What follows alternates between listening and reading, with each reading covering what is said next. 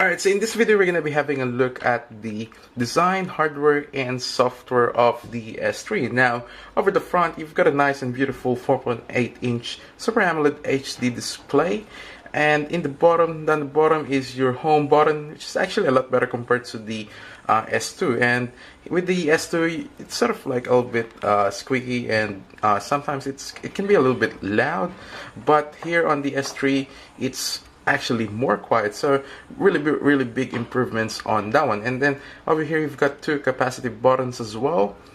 Now over the top is your LED notification light, you've got your call speaker, you've got your sensors as well as your front facing camera. Alright, down here, over here is your power button, and you've got like sort of that chrome finish or metallic, but it's actually plastic. Alright, and I'm going to be talking about that in a sec. So alright, down the bottom is your micro USB with microphone, and here is your volume rocker. Over the top you've got your headphone jack as well as your hole, so you can open the back, and you've got the microphone as well. On top side it's got a dual microphone. Alright, you've got your LED flash, got your camera, 8 megapixel camera, and the speaker grill, and you've got the Samsung logo as well. Now if we open the device, here you've got your micro SD slot as well as micro SIM card, and here is your battery with NFC. Alright, so let's put this back on again and talk about the design. Now the design of the S3 is really curvy, and it actually feels nice in your hand, so really happy about it, and it's really ergonomic compared to the S3. Now in terms of the design, I actually prefer the Samsung Galaxy S2 for some reason, and one thing I noticed about the S3 is the position of the home button, and for some reason I don't know why Samsung put it down there instead of, perhaps maybe they should have just increased the make it a little bit bigger like the home button, or probably perhaps just put it right up or maybe in the middle. So that's one thing I've noticed about it when I first look at the home button, but it's not really a big deal to me. Nothing really bad about it. I'm just maybe they should improve on that one next time on the Samsung Galaxy S4. Now this is actually so as you can see, this is the garnet red. Now the garnet red is actually really like it. Now it's not red as you see, it's more like a dark red with sort of like sparkly like glitters in the inside. So I don't know if you can actually, I don't know if you're gonna be able to see that, but if you actually can see this in a retail store, you can actually see that it's sort of like sparkly on at the front. So but yeah, I really like the design, I really like the color of it, and it said the red version is amazing. Alright, here is your plastic as well. It's sort of like a dark silver, or sort of like, it's sort of like a metallic gray as well. So, and here is the plastic back. Now let me show you and flex it. So it's plastic. I'm fine with it. You know, some people doesn't like it, but I don't care, because you know, one thing I like about it is when they drop it, it's not gonna break as easily compared to if it's glass or let's say metal. And if it's metal, it's definitely gonna dent the metal back. So, but yeah, this one, and one thing I didn't like about it is the fingerprints. So you gotta get a cover if you don't like fingerprints. So I've got the cover for this, and but the problem with the cover is it tends to make my S3 really chunky. So that's the problem about it. That's why sometimes I don't use the case. But apart from that, I really like what Samsung has done with the hyper glaze gimmick that they've done with this. So, but this is actually polycarbonate, so I believe it's the same one as the HTC One X. Now, if you can see, there's a lot of fingerprints on the back. Can't really handle it. Like, can't stop having fingerprints on this, even on the screen. But apart from that, it's nice looking. It's not too bad in terms of the design. The whole 4.8-inch screen makes it look like a beast. So that's the best way I can explain it. So that's the design part. Now, if you look at the hardware, this actually has a quad-core processor, so it's got a 1.4 Exynos 4412 processor. So I believe it's the same one as the Note 2. So really fast processor. Multitasking on this is superb, and it's also got a 1 gigabyte of RAM. So alright, there we go. Let me just close that. Alright, so the Samsung Galaxy S3 is running the latest TouchWiz as well, which is the TouchWiz UX, and they're also focused on the nature UI as well. So now if you go to if you have a look at the weather widget, it's a little bit different compared to the old TouchWiz. Now everything changes when you actually go to your application. So they've added that sort of ice cream sandwich feel, and at the same time you still have that TouchWiz because of all the icons. So if you go to widgets, you got plenty of widgets there.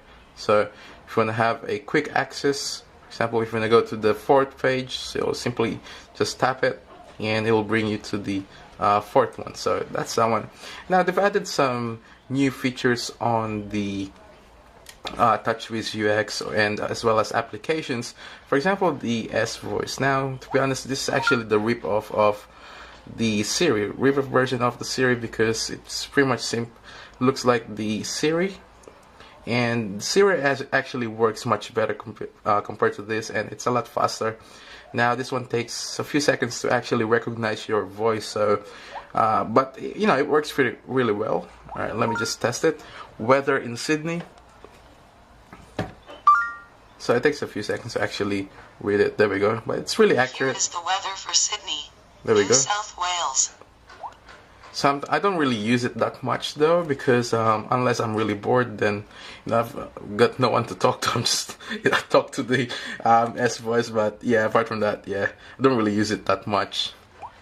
Now, if you go to the settings as well, or notification bar first, here you've got a new buttons as well. For example, the driving mode, Bluetooth, as well as your mobile data. You got your power saving.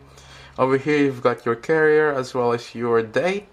You've got settings and brightness control, which is pretty cool. With the old one, you actually have to hold the top and then slide it from there. So here you've got your auto brightness as well, notification, which you can still swipe it from left to right if you want to delete it. Now if you go to the settings, it still looks pretty similar. So if you go about the device, running 4.0.4, ice cream sandwich, there we go. Alright, let me go back.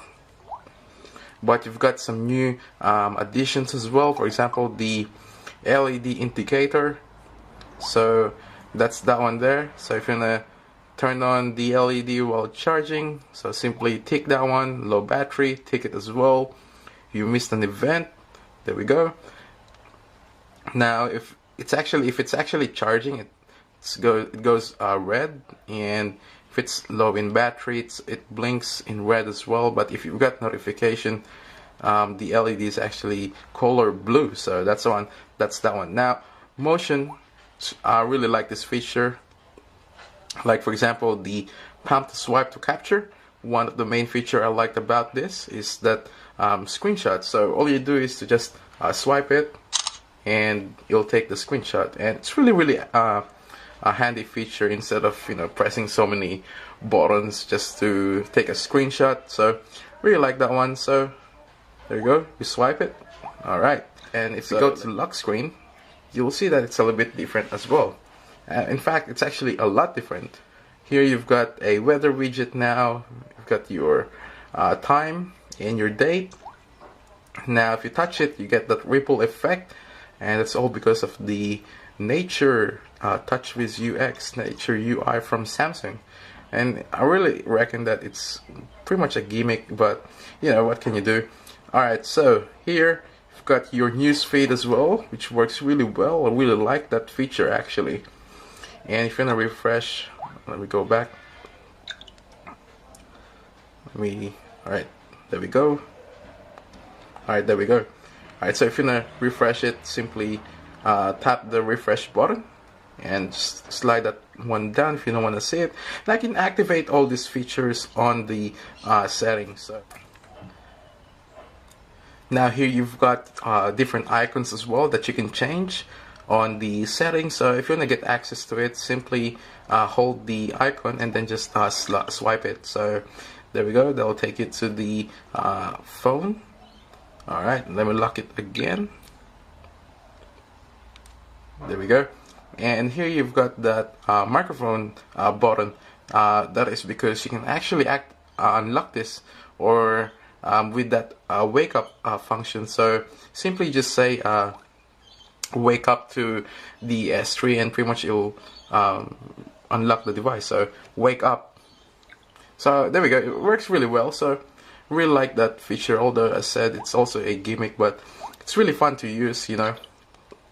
There's so many new features on the TouchWiz UX that I just can't explain to or show all of it to you. So, well, yeah, there we go. That's the part 1 of the video. So that is the hardware and design and software of the Samsung Galaxy S3. Make sure to tune in for the second part of the video, where we're going to be talking about the display, the call, camera, and the browser, and as well as the benchmark of the Samsung Galaxy S3. So there you have it, guys. Thank you all for watching.